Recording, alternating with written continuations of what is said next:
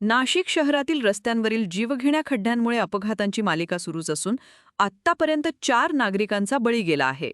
बुधवारी अंबड MIDC परिसरात झालेल्या भीषण अपघातात व्यावसायिक निलेश कोतकर यांचा मृत्यू झाल्यानंतर शहरभर संतापाची लाट उसळली आहे. या पार्श्वभूमीवर आज शिवसेना ठाकरे गटाने महापालिकेत जोरदार आंदोलन करत प्रशासनाविरोधात तीव्र घोषणाबाजी केली. मात्र महापालिकेचा एकही अधिकारी उपस्थित नसल्याने कोतकर यांच्या कुटुंबियांनी संताप व्यक्त केला. आंदोलनात महानगरप्रमुख प्रथमेश गीते यांनी महापालिकेवर थेट निशाणा साधत शहरातील 4 मृत्यूंना महापालिकेचा निष्काळजी कारभारच जबाबदार आहे. नागरिकांचे जीव जात असताना प्रशासन मात्र बघ्याची भूमिका घेत आहे, असा गंभीर आरोप केला. आणि 5वा बळी काल कोतकर म्हणून या इस्माचा झालेला आहे. आज आम्ही प्रशासनाला सत्ताधाऱ्यांना जाब विचारण्यासाठी या महानगरपालिकेच्या पायऱ्यांवरती आंदोलन करत आहोत.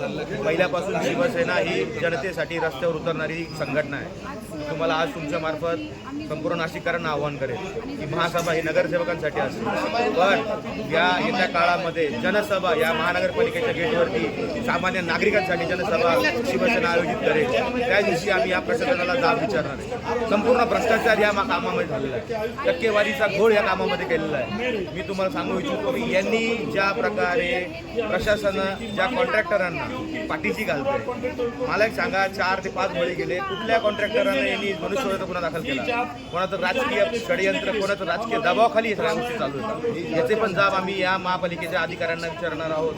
आणि तुमच्या मार्फत नाशिककरांना विनंती करेल, संपूर्ण नाशिककरांनी जन आंदोलनाची तयारी करा. पुढच्या काळात जन आंदोलनासाठी तुमच्या नाशिककरांची आम्हाला गरज आहे. संपूर्ण शिवसेना आपल्या नाशिककरांसोबत. शिवसेनेच्या वतीने पुढचं आंदोलन कशा पद्धतीने असणार? मी सांगितलं ना आपल्याला की जनसभा आम्ही या महापालिकेच्या गेटवर आयोजित करू. जशी महासभा होत असते नगरसेवकांची, जनसभा आम्ही या महापालिकेत आयोजित करू.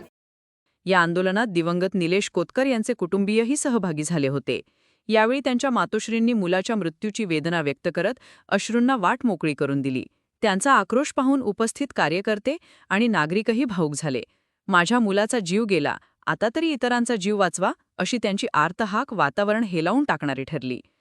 हा विचार त्यांनी पण केला पाहिजे. ही माझी बातमी त्यांच्यापर्यंत पोहोचली पाहिजे की काय असते भावना, तुम्ही समजून घ्या. या पद्धतीने आमची ही सुनबाई आहे, या सुनेला न्याय मिळाला पाहिजे. आमच्या नातेला पण प्रशासनाकडनं काहीतरी मिळालं पाहिजे तिचं उदरनिर्वाह होण्यासाठी. आणि तिचं शिक्षणाची जबाबदारी घ्या. आणि आमची सून पण शिकलेली आहे, तिला तुम्ही महानगरपालिकेमध्ये